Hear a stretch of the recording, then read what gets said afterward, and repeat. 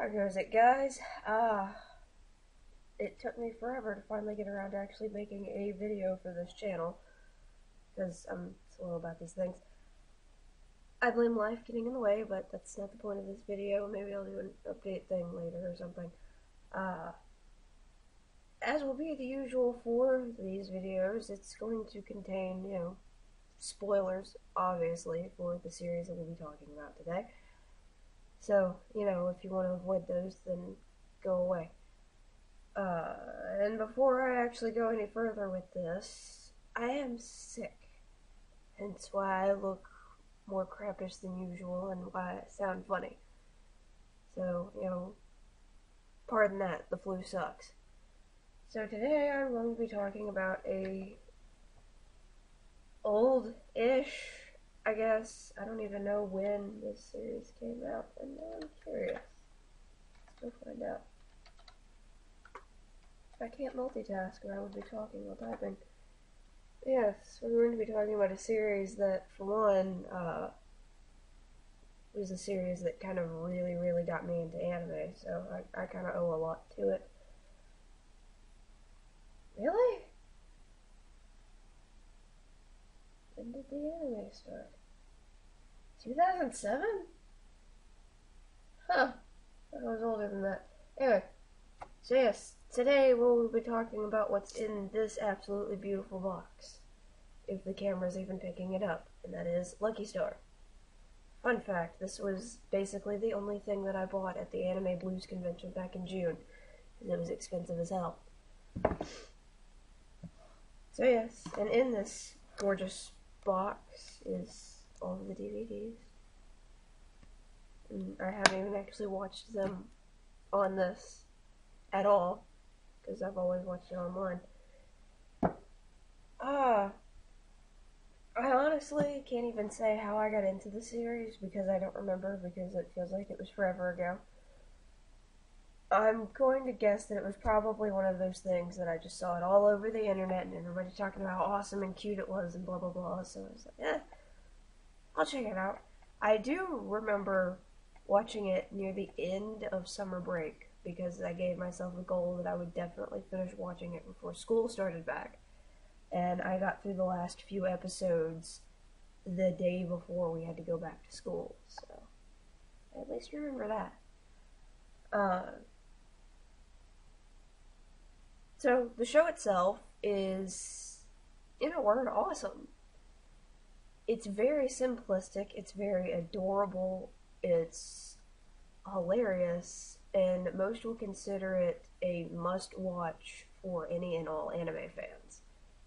Partly because it's so iconic within the community, but also because it's a learning experience, I guess you could say.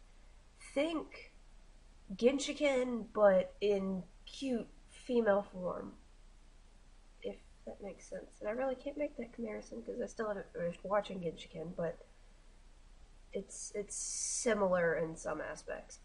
The only difference is that Lucky Star focuses not solely on anime, but everything.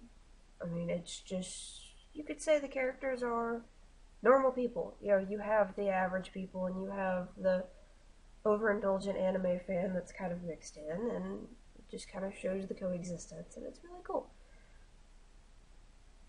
I would make some, quotes and reference points, but I have not watched the series in several months, and considering my current state and the fact that flu medication can kind of mess with your brain, my brain's not with me today. Probably not the best choice for me to be making a video today, but who cares? Content is content, right? So as for the art style, honestly, it's one of those things that it takes a little while to get used to, as far as I'm concerned. Because when you first start watching it, you go, these girls are really cute, and obviously they're young because they look so little, and then you learn that they're pushing 18 and eventually turn 18 throughout the series. And your brain just kind of goes, what? Because, I mean, look at them. Those don't look like 18-year-old girls. But over time you learn that that's just the norm with anime. Things are never as they seem. Ever. But once you get past that, it's cute. And I think that actually adds to the simplicity of it, because it doesn't have an over-involved art style about it, because it's not a visual anime. At some points it is, but it's more of the dialogue, because that's basically all this series is dialogue. In summary, Lucky Star is just 4 high school girls talking about shit. That's it. That's the show. And it sounds ridiculous, but it's addictive.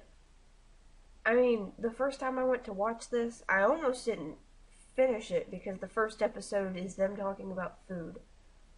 And like, how you prepare certain things, or how do you eat this, blah blah blah. And I'm just sitting here watching it, just like, what is this? Why is this so popular?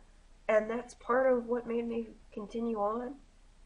Because I wanted to get to it as to, why does the community like this so much?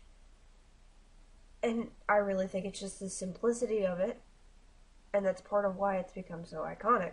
That, and, most otaku can identify with Konata for a multitude of reasons, and that just makes it even more enjoyable. So obviously the writing is good, I would say. Since there is no plot, you can't exactly sit and find, plot holes or major character development, although there is some to be found in some places. But there is no plot. So, what can be said about the writing except that it's still done so well that it keeps the viewer, watching. Or at least it did in my case, I don't know. The voice acting is also great, both in the original and in the English dubs. And most people will completely disagree with me on that, but I don't care. It's actually kind of weird because I personally feel like the voice actors for the English dub fit every single one of the characters perfectly. The only one that I can't stand, and I can't remember the character's name right now, but near the end of the series, when that foreign exchange student from America shows up, God, I cannot remember her name. Is it Patricia Martin? Something like that. I don't remember. But she was slightly annoying in the original, and fingernails on a chalkboard annoying in the dub. Like, every time she opened her mouth, I wanted to put my face through a window. I don't know why they decided to go with a voice like that for the dub. And I don't care because she's not an important character, I guess. So, and thank God she doesn't have that many lines, so you can kind of just ignore it. Or at least try to. I just realized I gave a spoiler warning at the beginning of this video, and there's really nothing you can spoil for this series except for the end of it, which is both awesome and beyond irritating for me, and I guess I'll go into it. So, the end of the series goes with them preparing this little opening dance routine for is it the arts festival or their cultural festival thing? What all Japanese schools have. And of course it's their last one because it's their senior year, and it's kind of emotional. It's the last thing that they're all going to get to do together in school, blah blah blah. And we see the entire dance routine in practice. And the episode literally ends with them on the stage behind the curtain, preparing for the actual performance. The curtain rises, and we fade out. And I find that to be both awesome writing and really irritating because it leaves so much to question, because you kind of, can't help but wonder, did they do as well with the actual thing as they did in practice? Did somebody fuck up?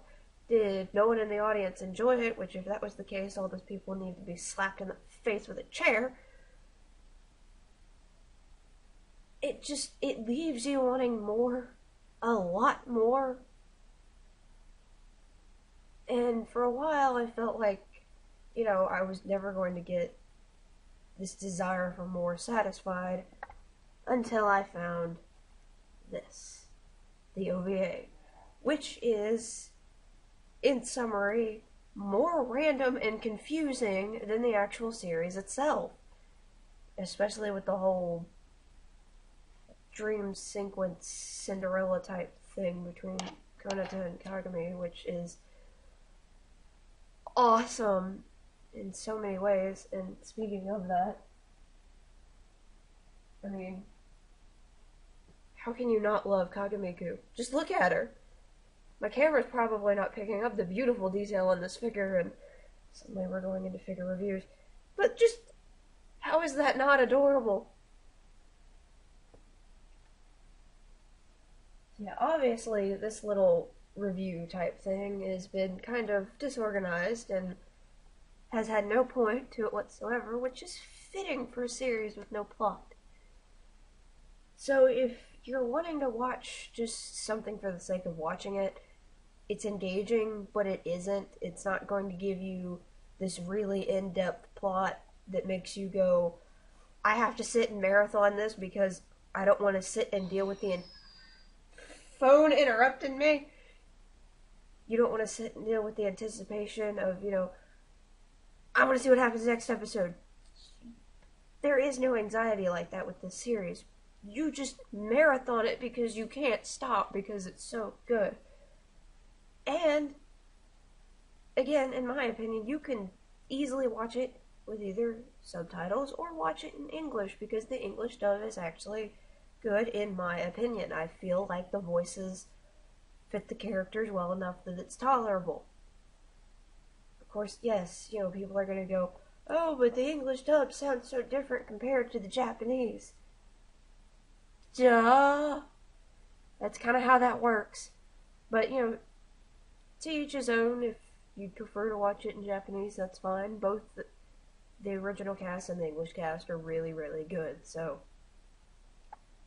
definitely highly recommended, especially as a good starter to, say, get someone into anime. If, you have a friend that you want to force to watch it, it's just like, here, watch this, it's good. Because it's not overly engaging, and it's just cute and entertaining and really funny and chock full of innuendo. So much innuendo. It's great. It's fantastic, and I'm gonna keep rambling like this if I don't shut up. So I'm gonna leave and attempt to get myself well again and try to start cranking out more and more videos. So we'll see how that goes.